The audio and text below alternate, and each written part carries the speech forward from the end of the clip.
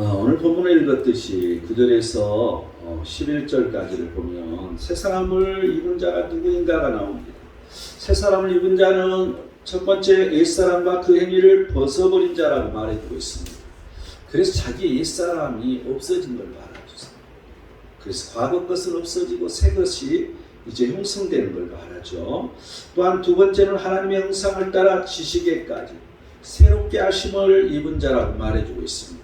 하나님의 형상을 따라, 그 하나님의 형상은 지정의가 완전한 형상인데 우리는 그분을 따라서 그 지식에까지 새롭게 됨을, 그래서 그분을 닮아가는 이런 사람을 말해주고 있습니다. 그리고 또한 11절은 어느 누구에게나 이게 해당된다는 거죠. 그래서 이 세 가지, 이 세 사람을 입은 자라는 걸 말해주고 있습니다. 그렇다면 여러분은 새 사람을 입었습니까? 어떻게 하면 새 사람을 입을 수 있을까요? 첫 번째 12절을 보면 그러므로 너희는 하나님이 택하사 거룩하고 사랑받는 자처럼 긍휼과 자비와 겸손과 온유와 오래 참음을 옷 입고, 첫 번째는 거룩하고 사랑받는 자처럼 옷을 입으라는 것입니다. 우리가 새 사람의 옷을 입는데 거룩하고 사랑받는 자처럼 옷을 입으라고. 그 전제는 하나님이 택하셨다는 것입니다. 우리는 하나님이 택하셨기 때문에 거룩하고 사랑받는 자가 되어야 되는데 그러한 것처럼 옷을 입으라는 거죠. 그러면 어떤 옷을 입어야 하는 것일까요? 어떻게 옷을 입어야 하는 것을 말하는 것일까요? 첫 번째는 거룩하고 사랑받는 자처럼이라고 말해주고 있죠. 또한 이 무엇이 거룩하게 되어야 하는 것인지 우리는 한 번쯤은 생각해 봐야 됩니다. 우리는 늘 사랑받는 자처럼, 이 단어는 아주 우리 마음에 쉽게 오는데, 거룩하고 사랑받는 자처럼 무엇이 우리를 거룩하게 해주는 것, 무엇을 우리는 거룩하게 해야 되는 것인가?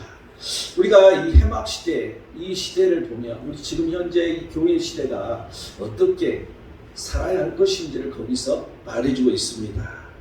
거기서 보면 출애굽기 3장 주로 출애굽기에 다 나오죠. 내가 선 것은 거룩한 땅이니 내 발에서 신을 벗으라고 하나님께서 모세에게 말씀하십니다. 쉽게 말하면 그 서 있는 땅이 거룩한 땅이기 때문에 신을 벗으라는 거죠. 쉽게 말하면 부르심을 받아 사는 이 땅에서 내 자신이 죽어져야 된다는 거죠. 겸손하라는 것입니다. 십자가를 짊어지고 그리스도를 따라가는 삶을 말할 것입니다. 또한 출애굽기 13장 2절을 보면 처음 난 모든 것은 다 거룩히 구별하라고 말해주고 있습니다. 그래서 처음 난 것을 구별해서 하나님께 돌리라고 말해주고 있습니다. 그래서 우리는 첫 것을 하나님 앞에 드리는 이러한 습관, 이러한 것들은 우리에게 그 하나님 앞에 거룩하게 하는 모습이라는 걸 기억하시기 바랍니다. 출애굽기 20장 8절은 안식일을 기억하여 거룩하게 하라고 말합니다. 여러분, 이 시대의 이 안식일을 기억하여 거룩하게 하라는 것은 주일을 거룩하게 지키라는 말이 되겠습니다. 또한 출애굽기 28장 41절을 보면 이제 이 아론 또한 그 아들들에게 이 제사장의 옷을 입히고 기름을 붓게 됩니다. 그리고 거룩하게 하라고 말해주고 있습니다. 그 이유는 그들이 제사장 직분을 이제 행하게 해야 되기 때문에, 여러분, 이 시대에 이와 같은 제사장은 우리 모든 성도들입니다. 그래서 우리는 제사장의 직분을 행할 수 있도록 기름 부음을 받아야 되는 거죠. 성령의 기름 부음이 우리에게 있어야 되는 것을 우리는 알 수가 있습니다. 또한 출애굽기 29장 43절을 보면 내 영광으로 말미암아 해막이 거룩하게 될지니라. 해막이 거룩하게 하라는 거죠. 하나님의 영광으로 해막을 거룩하게 하라는 것입니다. 지금 이 시대로 보면 이 교회가 하나님의 영광으로 거룩하게 되어야 된다는 걸 말해주고 있습니다. 교회는 하나님의 영광이 있어야 됩니다. 교회는 오직 그 하나님의 영광으로 가득 찰 때 거룩함이 존재하는 것입니다. 그래서 그냥 교회는 그대로 내버려 두는 것이 아니라 하나님의 그 영광이 가득 찰 수 있도록 해야 되는 걸 알 수가 있습니다. 출애굽기 30장 10절을 보면 제단은 여호와께 지극히 거룩하다. 하나님 앞에 제사 드리는 제단이 거룩하다는 거죠. 여러분, 이 시대에 이 제단은 이 예배를 말할 것입니다. 이 예배는 속죄가 있어서 거룩하게 해야 된다는 거죠. 여러분, 우리는 항상 그 예배 속에서 속죄를 통해서 하나님 앞에 나와야 된다는 것을 알 수 있습니다. 레위기 20장 7절을 보면 너희는 스스로 깨끗하게 하여 거룩할지어다. 우리 자신이 스스로 깨끗하게 해야 된다는 거예요. 하나님 말씀으로 깨끗하게 된다는 걸 말해주는 거죠. 그게 거룩이라는 것입니다. 레위기 20장 26절을 보면 하나님에게 거룩하라고 말해주고 있습니다. 왜냐하면 내가 또 너희를 나의 소유로 삼으라고 너희를 만민 중에서 구별하였음이니라. 하나님이 거룩하기 때문에 그 하나님께서 우리를 소유로 삼아야 되기 때문에 우리 또한 거룩해라는 것이죠. 구별해라는 것입니다. 그래서 이 세상과 구별해라는 걸 말해주고 있습니다. 그렇죠. 이 시대에 하나님의 소유로 우리가 구별해야 된다는 이 사실을 우리는 알 수 있습니다. 그렇다면 어떤 옷을 우리는 입어야 되는가? 거룩하고 사랑받는 옷을 입어야 된다고 말하는데 어떤 옷이냐는 것이죠. 이 12절은 세 가지를 말해주고 있죠. 첫 번째는 긍휼과 자비를 말해주고 있습니다. 긍휼과 자비의 옷을 입으라는 것입니다. 긍휼이라는 단어는 창자의 마음이라는 뜻입니다. 이 창자가 이끌듯이 그런 마음을 가져야 되는 이게 긍휼이라는 거죠. 자비라는 것은 이 하나님의 백성에게 특별하게 하나님이 관심을 갖는 이러한 이 어려운 처지에 있는 사람들에게 관심을 갖는 것, 이게 구약 시대의 이 자비라는 이 단어입니다. 또한 신약 시대에 와서는 이 하나님의 성도를 향한 인자하심을 표기하고 있습니다. 하나님의 인자하심, 또한 하나님의 긍휼하심. 이 긍휼과 자비는 하나님으로부터 시작된다는 걸 우리는 알 수가 있습니다. 우리는 왜 긍휼을 베풀어야 하는 것인가? 누가복음 17장 8절은 우리 하나님의 긍휼로 인함이라 이로써 돕는 해가 이로부터 우리에게 임하여. 여러분, 하나님의 긍휼이 우리에게 임하기 때문에 우리 또한 긍휼을 베풀어야 된다는 것입니다. 이 하나님의 긍휼이라는 것은 그렇다면 무엇을 말하는 것일까? 에스겔서 16장 8절은 내 옷으로 너를 덮어 벌거벗은 것을 가리고 내게 맹세하고 언약하여 너를 내게 속하게 하였느니라. 수치를 가려주신다는 것이죠. 또한 언약으로 하나님에게 속하게 하는 것. 여러분, 이것이 바로 긍휼이라는 것입니다. 하나님의 긍휼이라는 게 그거라는 거죠. 어떻게 긍휼과 자비를 베풀어야 되는가? 그렇다면 우리는 긍휼을 받은 자로서, 자비를 받는 자로서 우리가 어떻게 긍휼과 자비를 베풀어야 할까? 에베소 4장 32절은 친절하게 하라, 또한 불쌍히 여기라, 또한 용서하라고 말해주고 있습니다. 항상 우리는 서로 친절하게 해야 되고, 항상 우리는 불쌍히 여겨야 되고, 항상 우리는 서로 용서해야 되는 이러한 것들이 긍휼과 자비라는 것입니다. 우리가 행할 로마서 15장 1절에서 2절을 보면 믿음이 약한 자의 약점을 담당하라고, 또한 이웃을 기쁘게 하라고. 이 이웃은 네이버, 이러한 우리 밖에 있는 이웃이 아니라 교회 안에 있는 이웃을 말해주고 있습니다. 또한 선을 이루고 덕을 세우는 것. 여러분, 이게 바로 긍휼과 자비라는 거죠. 여러분, 이 긍휼과 자비는 하나님께로부터 비롯되기 때문에 항상 선해야 됩니다. 항상 덕을 세우는 것에 초점이 맞춰져야 됩니다. 우리가 하는 모든 것들이 항상 선으로 이루어져야 된다는 걸 알 수 있습니다.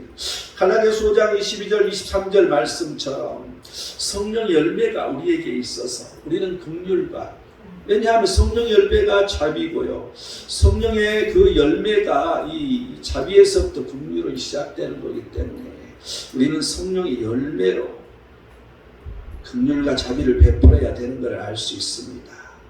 이 어떤 옷을 입어야 되는가? 두 번째는 이 겸손과 온유의 옷이라고 말해주고 있잖아요. 그렇다면 이 겸손은 무슨 뜻인가? 자신의 약함을 인정하고 자신을 낮춘 모습, 이렇게 말할 수도 있지만 부정적으로 사용되면 수치심, 너무나도 겸손하면 수치심이 되는 거죠. 부정적으로 말할 때는. 또한 긍정적으로는 하나님 앞에서 자신의 죄인됨을 인식하는 것. 요한복음 4장 6절은 그렇게 말하고 있습니다. 우리가 진정으로 겸손하다는 것은 하나님 앞에서 내가 죄인됨을 인정하는 게 겸손이에요. 내가 부족하고 내가 허물이 많고 내가 죄인이라는 것을 하나님 앞에서 인정하는 게 그게 바로 그게 바로 겸손이라는 것입니다. 그래서 우리는 죄인된 자신의 모습을 깨달아야 돼요. 내가 죄인되어 있는 모습을 내가 늘 봐야 됩니다. 내가 말씀을 늘 비춰봐서 그 말씀에서 벗어난 죄된 것들을 나는 깨달아야 된다는 것이죠. 그래서 그리스도로 인해 온전히 하나님께 나아갈 수가 있습니다.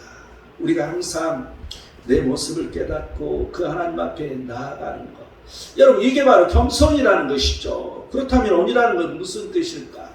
이 온유라는 이 단어는 이 프라우테타라는 이 단어인데 지속적으로 흔들리지 않고 굳건하게 서 있는 마음, 항상 우리가 흔들리지 않는 걸 말해주고 있습니다. 항상 굳건하게 서 있는 마음입니다.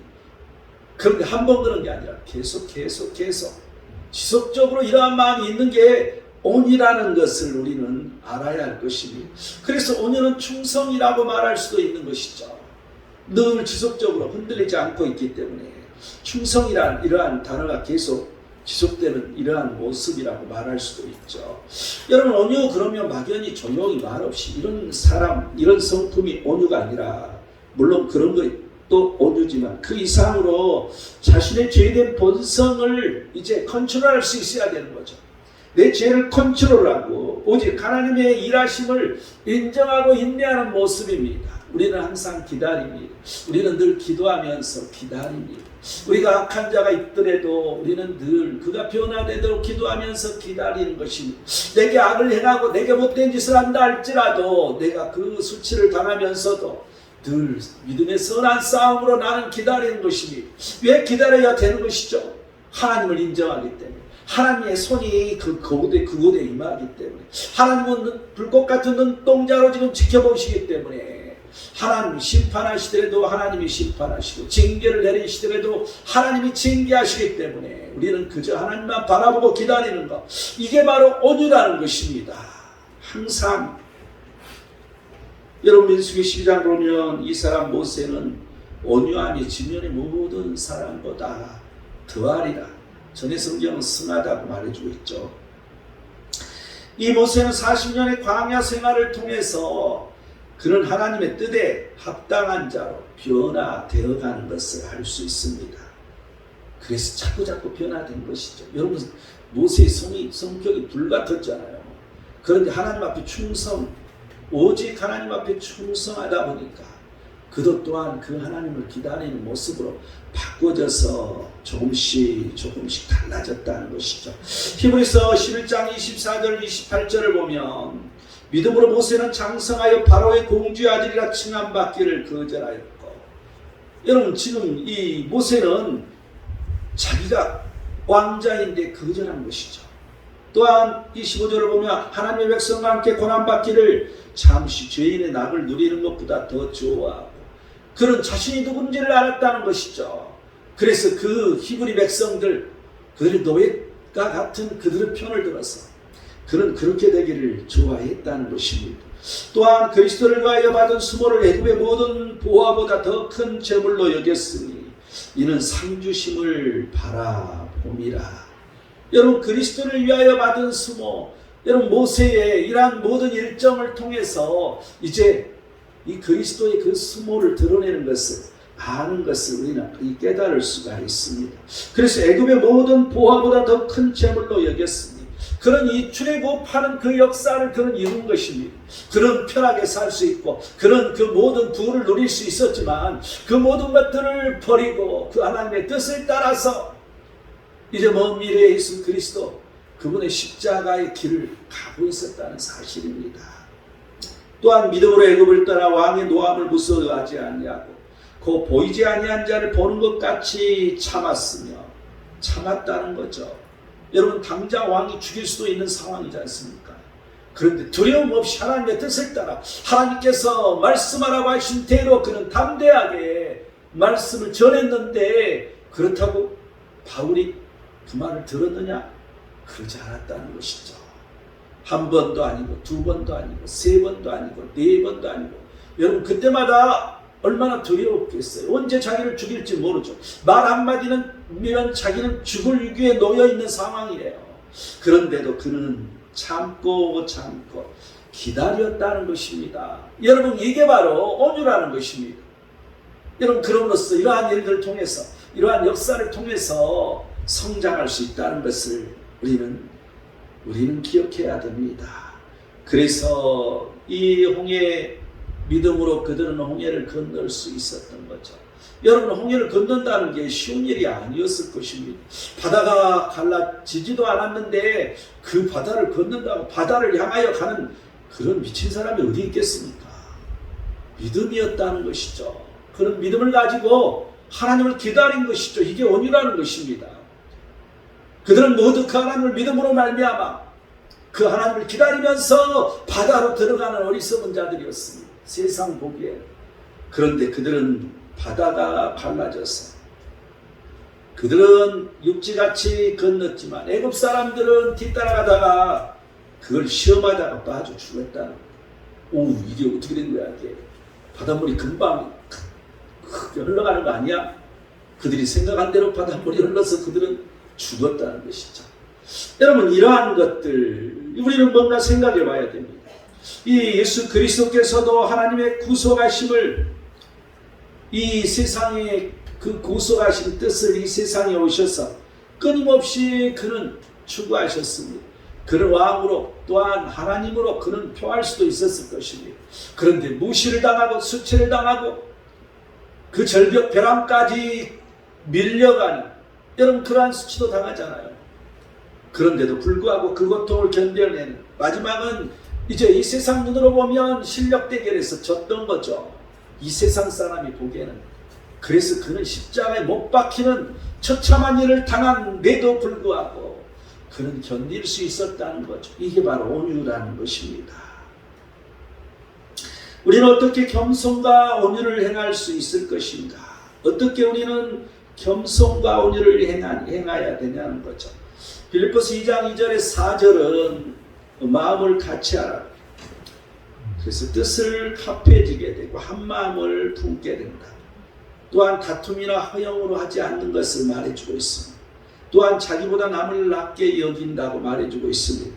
또한 자기 일을 하고 남의 일도 돌본다고 말해주고 있습니다. 오직 한 뜻 한 마음에 그리스도의 사랑, 이 그리스도의 사랑은 복음을 말하는 것이죠.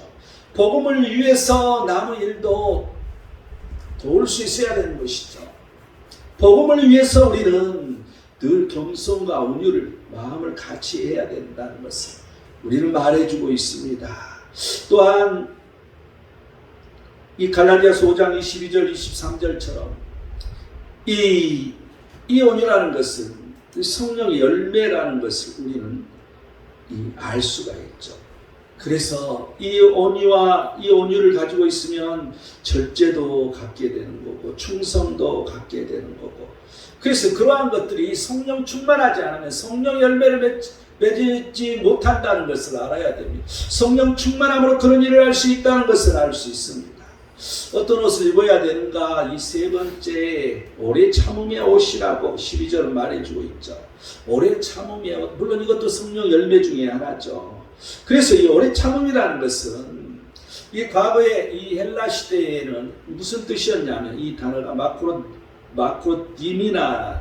디미아라는 이 단어인데, 오랫동안 병마에 시달리던 그런 사람들에게 이제 요구되는 덕목이었다는 거죠. 그래서 오래 참아야 된다.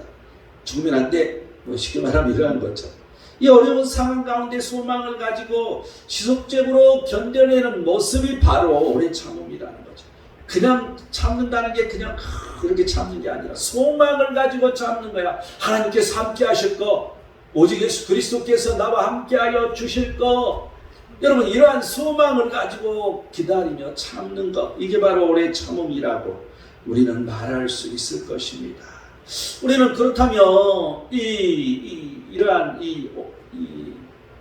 어떻게 해야지, 우리의 삶에서 어떻게 우리는 표현할 수 있는 것인지 한번 생각을 해보면요. 이제 이 13절을 보면 이제 누가 누구에게 불만이 있거든 서로 용납하여 피차 용서하되 주께서 너희를 용서하신 것 같이 너희도 그리하고, 주께서 용서하신 것 같이 우리가 용서하는 것, 그런데 불만을 서로 용납하라는 거죠. 서로 불만이 있어. 서로 대립이 돼. 그러한 불만을 용납하라는 거죠. 또한 피차 용서하라는 걸 말해주고 있어요. 그리고 또한 14절을 보면 이 모든 것 위에 사랑을 더하라. 이는 온전하게 매는 띠니라. 여러분, 이 옷을 입고 그 옷 위에다가 사랑의 띠를 매라는 것이죠. 끈을 매라는 거예요.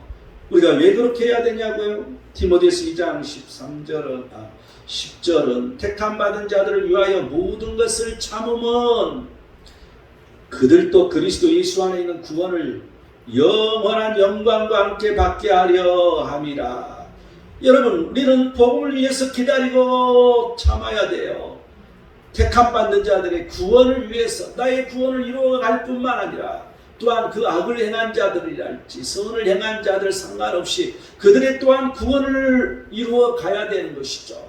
그래서 우리는 그러한 것들을 보면서 참아야 된다는 거죠. 인내해야 된다는 거죠. 이제 성령 열매로 그렇게 할 수 있다는 걸 말했었죠. 데살로니가전서 5장 15절을 보면 악을 악으로 갚지 말라고 항상 선을 따르라고 말해주고 있습니다. 왜냐하면 하나님이 하심을 우리는 기다려야 되기 때문에 우리가 오래 참는다는 것은 하나님이 하심을 기다리는 것이 바로 오래 참는 거예요.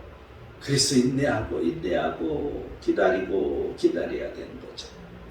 새 사람을 입었으니까 어떻게 하면 새 사람을 입을 수 있을까요? 두 번째 15절을 보면 그리스도의 평강이 너희 마음을 주장하게 하라. 너희는 평강을 위하여 한 몸으로 부르심을 받았나니 너희는 또한 감사하는 자가 되라고 말합니다. 두 번째는 이 새 사람을 입는 이 두 번째는 그리스도의 평강이 마음을 주장하게 하라는 것. 우리 마음을 그리스도의 평강이 주장하도록 내가 평강을 얻을 수 있는 것이 아니라 그리스도께서 내 안에 거하심으로 말미암아 그 평강이 내게 거하도록 해야 된다는 거죠.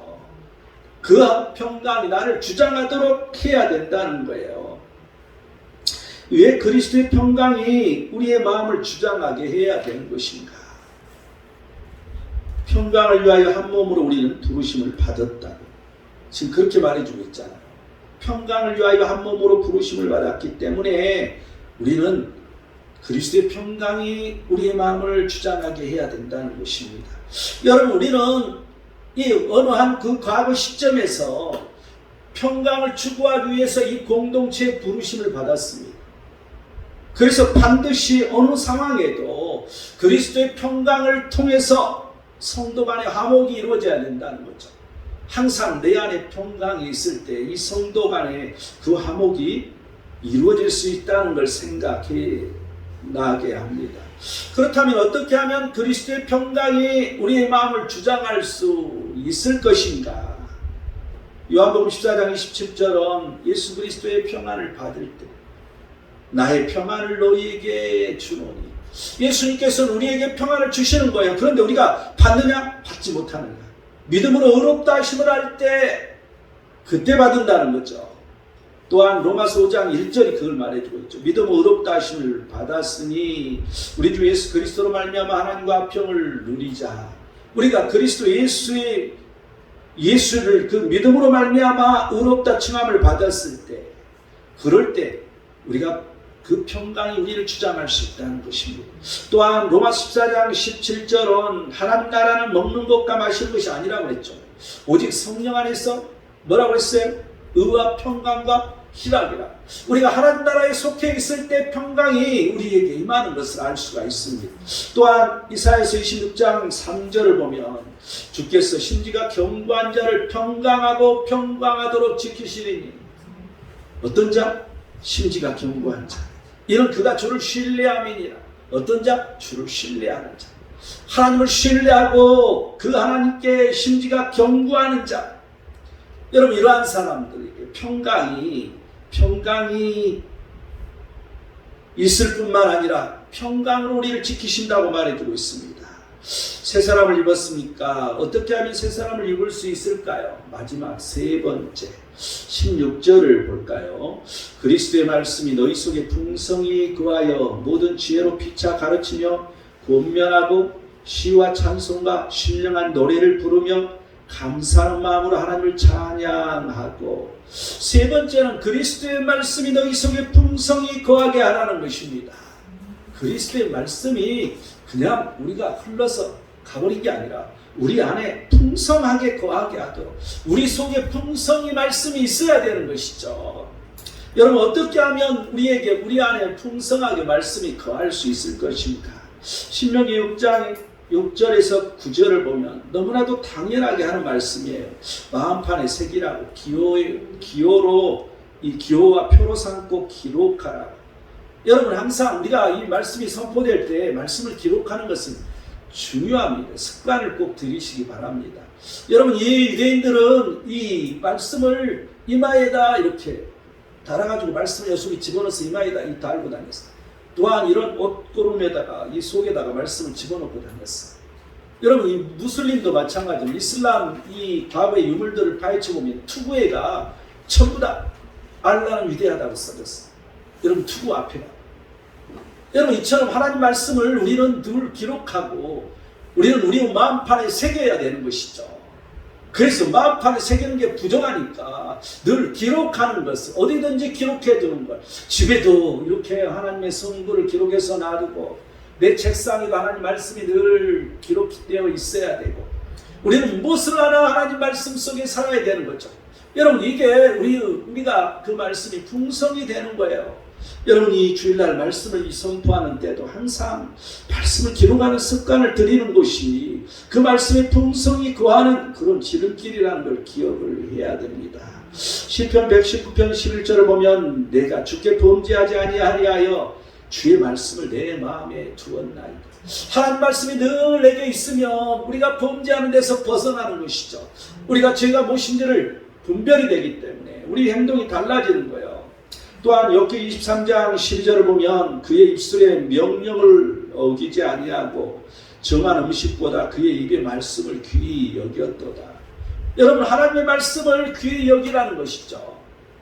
우리가 예배드리는데 어떠한 것보다도 그 하나님 말씀, 선포된 말씀을 우리는 귀히 여겨야 될 것입니다. 그래서 어기지 말고 귀히 여기라는 거죠. 하나님 말씀을 어기지 말고 귀히 여기는 습관을 들일 때 우리 안에 항상 말씀이 풍성히 거한다는 것입니다. 골로새서 1장 9절은 모든 신령한 지혜와 총명에 하나님의 뜻을 아는 것으로 채우게 하시고, 항상 하나님의 뜻을 아는 것으로 나를 채워야 돼. 하나님 말씀이 선포될 때마다 하나님의 뜻이 내게 주는 뜻이 무엇인가, 이걸 발견해야 되는 것이죠. 그래서 늘 그 하나님의 뜻으로 나를, 하나님의 그 뜻이 무엇인지 아는 것으로 나를 채우라는 것입니다. 내 안에 채우라는 거죠. 에베소 5장 17절은 오직 주의 뜻이 무엇인가 이해하라고 말해두고 있습니다. 그래서 하나님 말씀이 내 안에 들어와 있을 때 그 말씀을 내 안에 채울 뿐만 아니라 그 하나님의 뜻이 무엇인지 이해를 해라는 것이죠.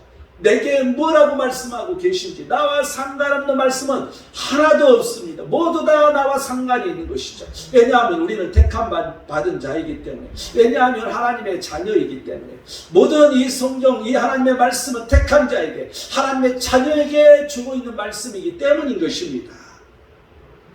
데살로니가서 5장 11절 12절을 보면 너희 가운데 수고하고 주 안에서 너희를 다스리며 구원하는 자들을 너희가 알고, 여러분, 말씀이 우리에게 임하려면, 우리 안에 풍요하게 거하려면 수고하고 주 안에서 말씀을 권면하는 자들을 알아야 된다는 거죠. 무슨 말씀을 지금 하고 있는지, 무슨 뜻으로 저런 말을 하고 있는지, 여러분, 그 뜻을 우리는 알아야 되는 거예요. 그러할 때 그 말씀이 정확하게 내 마음속에 들어오는 것입니다. 항상 부정적으로 보는 게 아니라 긍정적으로 그 말씀을 볼 수 있는 비결이 바로 주의 종과의 관계인 것을 우리는 기억해야 됩니다. 골로새서 1장 28절을 보면 각 사람을 그리스도 안에서 완전한 자로 세우려 함이니, 여러분, 이 지혜로 각 사람을 가르치면 완전한 자로 세우기 위해서 그런 일이 일어난다는 것이죠. 여러분, 우리가 풍성히 하나님 말씀이 거하면 내가 조금씩 내가 변화가 되고 또한 완전한 자로 세워지는 걸 알 수 있습니다. 히브리서 4장 12, 13절을 보면 하나님의 말씀은 살아있고 운동력이 있다고 그랬잖아요. 그래서 뭐라고 그랬어요? 활력이 있어서 활력이 있다. 좌우의 날선 검과 같이 검보다 예리하다. 그래서 성과 영과 및 골수와 관절을 쪼개기까지 한다고. 여러분 그 말이 무슨 말이에요? 우리 하나님 말씀이 우리에게 살아있게 해야 되잖아요. 운동력 있게 해야 되잖아요. 아니 하나님 말씀은 그런다는데 내 안에 살아있지가 않는데 내 안에서 움직이지 않고 있는데 누가 움직여야 돼요? 여러분 성령의 감동으로 우리는 움직임이 말씀이 우리 안에 움직임이 있어야 되는 거죠. 여러분 생수가 우리에게 흘러넘친다는 것은 그 말씀이 그 성령의 감동으로 우리에게 자꾸 움직여줘야 돼. 말씀이 내게 움직이는 거죠. 말씀이 내게 자꾸 말씀하고 계시는 거죠. 그 말씀에 내가 감동으로 바꿔지는 것을 말해주고 있잖아요. 이건 내게 달려있는 거야. 내가 성령 충만할 때 성령의 감동이 가득 찼을 때 하나님 말씀을 들을 때마다 그 말씀이 은혜가 되고 그 말씀이 감동이 되는 이러한 게 그 말씀이 살아있는 걸 말하는 것이고 이러한 것들이 운동력이 있다는 것을 말해주고 있습니다. 시편 119편 54절은 주의 율례들이 나의 노래가 되었나이다. 여러분 하나님 말씀이 노래가 되어야 돼요. 우리가 찬양을 할 때 찬양의 대다수는 하나님의 말씀이에요.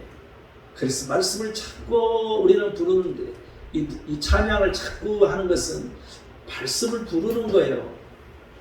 여러분 이 말씀은 듣는 말씀이 있고 내가 부르는 말씀이 있고 내가 보는 말씀이 있어요. 여러분 내가 듣는 말씀은 늘 선포된 말씀이잖아요.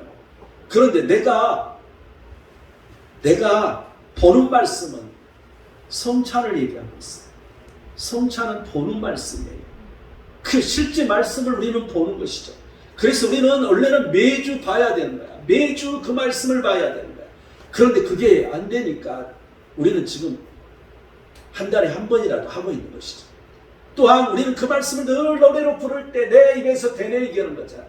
그럴 때 그 말씀이 내게 풍성히 거한다는 걸 알아야 됩니다. 에베소 1장 17절은 주 예수 그리스도의 하나님 영광의 아버지께서 지혜와 계시의 영을 너희에게 주사 하나님을 알게 하시고. 여러분 계시의 영이 우리에게 임해야 돼요. 지혜와 계시의 영. 여러분 성령 연사 중에 지혜의 말씀과 지식의 말씀이 있지 않습니까? 여러분 이러한 것들이 이미 이러한 은사가 임했을 때 우리는 말씀을 자꾸 깨우쳐지고 그 말씀 따라 행동으로 내가 옮겨지는 것이죠.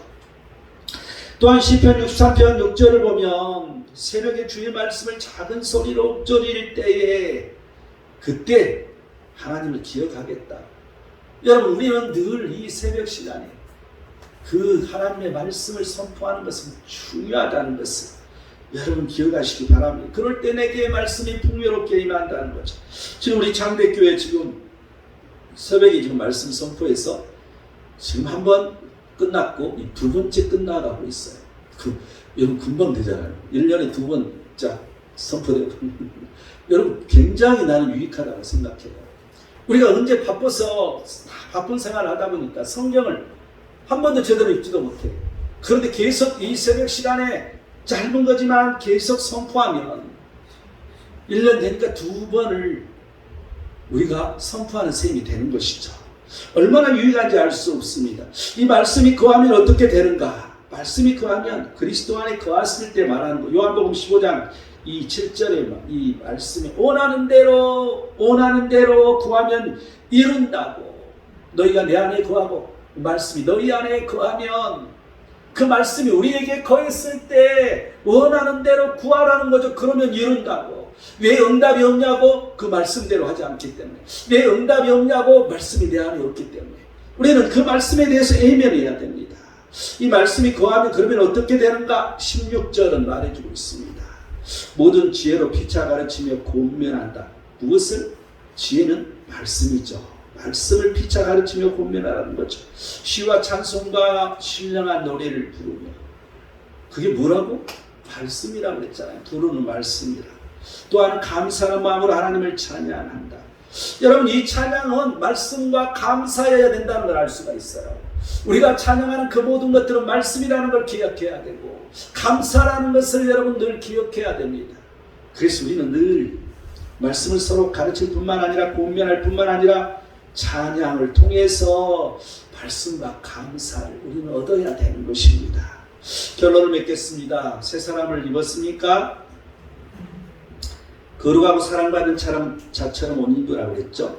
그리스도의 평강의 마음을 주장하게 하는 그런 그런 자가 되라고 그랬죠. 그리스도의 말씀이 너희 속에 풍성히 거하게 하라고 그랬죠. 이 결론을 맺어보면 15장 하반절을 보면 너희는 또한 감사하는 자가 되라. 또한 17장을 보면 무엇을 하든지 말이나 일이나 17절이죠. 다 주 예수 이름으로 하고 그를 힘입어 하나님 아버지께 감사하라. 여러분, 새 사람을 입으면 감사의 삶을 살게 된다는 것입니다. 어떻게 하면 어떻게 해야 되는가? 감사의 방법은 지금 뭐라고 했어요? 17절에 무엇을 하든지 어떤 말을 하든지 무슨 일을 하든지 주 예수 그리스도의 이름으로 하라고. 여러분, 우리가 하나님 일을 하는 것들은 모두 그리스도의 이름으로 해야 됩니다. 그리스도의 몸이 교회이기 때문에 교회의 이름으로 해야 되는 거죠. 우리가 이제 예를 들어서 우리가 어디 뭐 선교지에 교회 건축을 한다. 그 뭐 자기 이름을 내서 거기다가 그냥 교회 건축을 했는데 기초돌 이렇게 만들었는데 거기다가 자기 이름 막 쓰고 그러더라고. 나는 참으로 어리석다고 생각해요. 교회의 이름, 자기 교회의 이름을 거기다 넣어야 되는 것이죠. 여러분, 항상 예수 그리스도의 이름이 높아져야 돼요. 무슨 일을 하든지 예수 그리스도 이름이, 내 이름이 높아지는 것이 아니라 예수 그리스도 이름이 높아져야 되는 것이죠. 우리가 말을 할 때도 말부터 그렇게 해야 된다는 거예요. 그런데 우리는 그렇지 못하는 경우가 너무 많이 있습니다. 하지만 우리는 늘 이러한 것을 행하는 사람이 되어야 됩니다. 또한 그리스도를 힘입어서 하나님 아버지께 감사하라. 여러분, 내가 감사하는 것도 내가 감사하는 게 아니라 예수 그리스도를 힘입어서 오직 그분께 하셨음을 인정하고 모든 거 내 물질로 한 것 같지만 그 하나님께서 함께 하셔서 그래서 내가 하는, 여러분 이걸 인정해라는 것입니다. 그래서 그리스도를 힘입어서 하나님 아버지께 감사하는 이런 사람이 새 사람을 입는 사람이라는 것을 여러분 기억하시고 새 사람을 입는 자로 우리 창대교회 우리 모든 성도들 하나님의 축복이 가득 차기를 축원드립니다.